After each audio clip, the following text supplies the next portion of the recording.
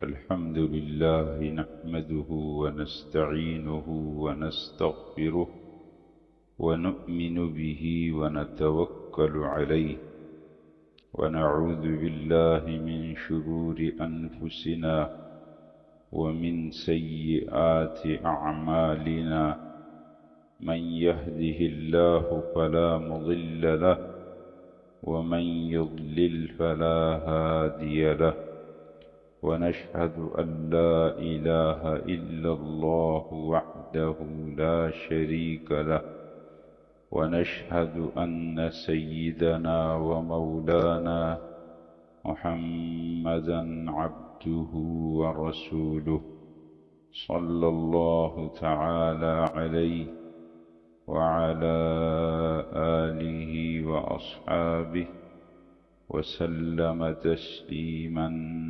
كثيرا. أما بعد، فأعوذ بالله من الشيطان الرجيم. بسم الله الرحمن الرحيم. وإن من أهل الكتاب إلا ليؤمنن به قبل موته. وقال تعالى: وإنه لعلم للساعة فلا تمترن بها واتبعون. صدق اللہ العظیم. حضرات ایسا ہے کہ رسول اللہ صلی اللہ علیہ وسلم کے حوالے سے جو علم ہے، یعنی جس میں رسول اللہ صلی اللہ علیہ وسلم کے بارے میں جانا جائے، پہچان حاصل کی جائے، تو اس کی 3 شاخیں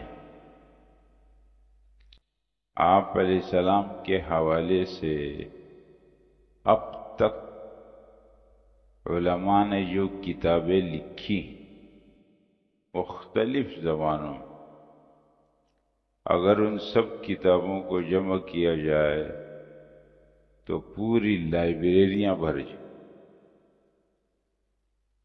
لیکن ان کی 3 بڑی بنیادی شاخیں،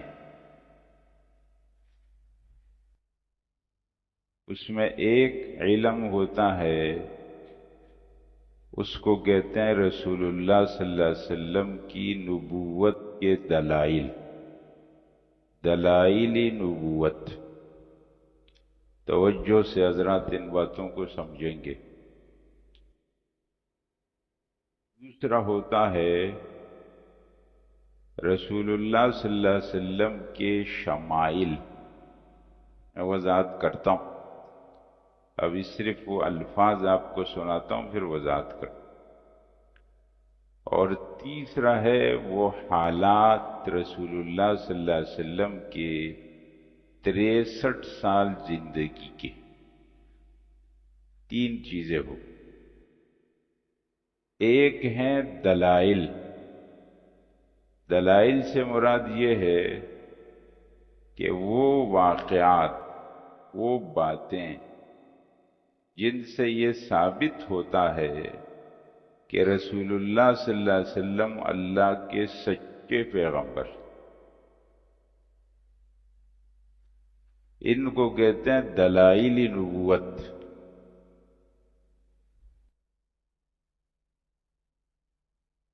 اس کی پھر 3 قسمیں.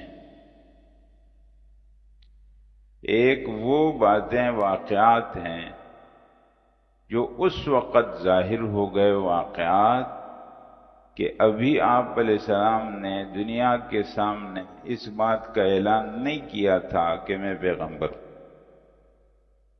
40 سال کی زندگی. ان واقعات، آپ علیہ السلام پیدا ہوئے تو ایک آپ علیہ السلام بچپن میں ہوتے تھے، کچھ عجیب واقعات ہوتے تھے. آپ طائف میں تھے، دودھ پینے کے لیے گئے تھے، اور آپ کی عمر 4 سال کے قریب تھی. پسینہ چاک کیا. آپ سفر پر گئے تو لوگوں نے دیکھا کہ ایک بادل کا ٹکڑا مستقل کر اللہ نے شخصیت کا وہ پھیر اللہ نے آپ کو اس سے آپ علیہ السلام کی زبان مبارک پر کبھی مذاق میں بھی جھوٹ نہیں. یہ سب وہ واقعات ہیں جو اب نبوت سے پہلے ظاہر ہو. ان واقعات کو کتابوں کے اندر ارہاسات کہا جاتا. ارہاسات. دوسرے نمبر پر جب آپ نے نبوت کا اعلان کیا اور پھر وفات تک کی 23 سال کی لگے، جس میں 13 سال مکہ مکرمہ میں، 10 سال مدینہ منور. یہ 13 سالوں میں 23 سالوں میں ایسے واقعات ہوئے کہ وہ کوئی عام انسان نہیں کر سکتا. ان کو کہا جاتا ہے معجزات. آپ علیہ السلام نے یوں اشارہ کیا تھا اور چاند کے 2 ٹکڑے ہوئے.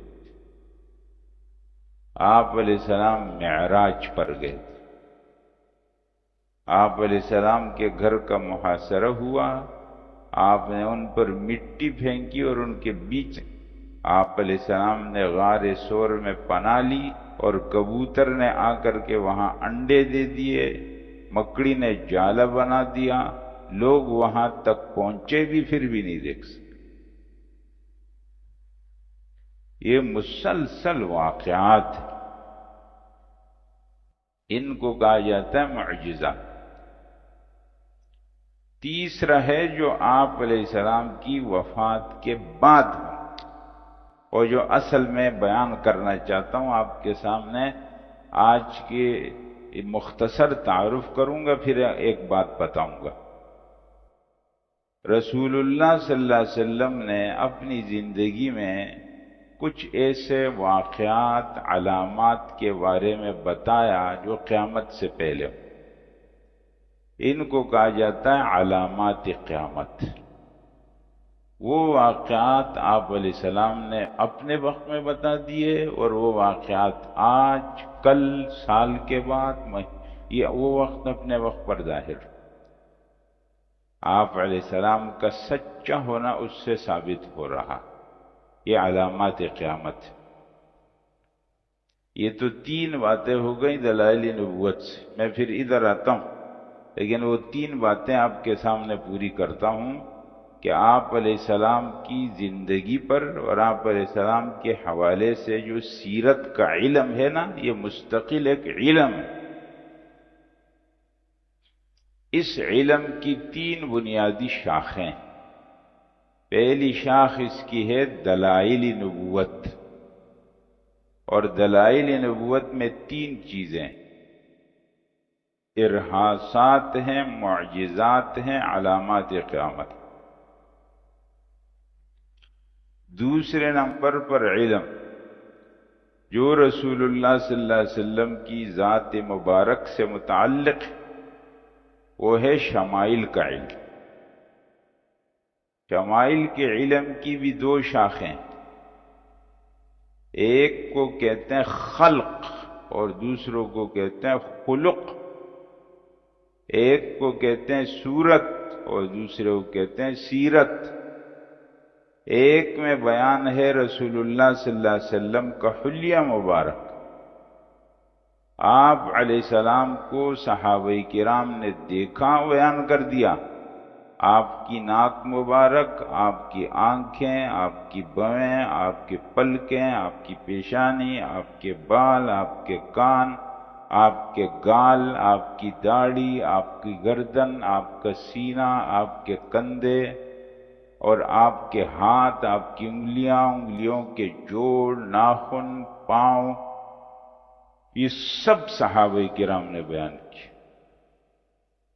آپ علیہ السلام چلتے کیسے تھے، آپ علیہ السلام کھانا کیسے کھاتے تھے، آپ علیہ السلام بیٹھتے کیسے تھے، آپ علیہ السلام ہنستے کیسے تھے، آپ علیہ السلام کے رونے کی آواز کیسے ہوتی تھی، آپ علیہ السلام جب کسی کے ساتھ بات کرتے تھے تو کیسے کرتے تھے؟ جب کوئی آپ علیہ السلام کے ساتھ بات کرتا تھا تو آپ علیہ السلام سنتے کیسے تھے؟ آپ اپنے گھر کے اندر کیسے تھے؟ گھر سے باہر کیسے تھے؟ بچوں سے کیسے تعلق رکھتے تھے؟ بازار میں جا کر کے دکانداروں سے کیا بات کرتے تھے؟ سب چیزیں معلوم۔ اس لیے ہم یہ کہتے ہیں کہ ہم نے اپنے گھروں کے اندر اپنے ماں باپ کے ساتھ اتنا لمبا عرصہ گزارا، لیکن اپنے ماں باپ کے بارے میں ہم کو اتنا پتہ نہیں ہے جتنا رسول اللہ صلی اللہ علیہ وسلم کے بارے میں پتہ۔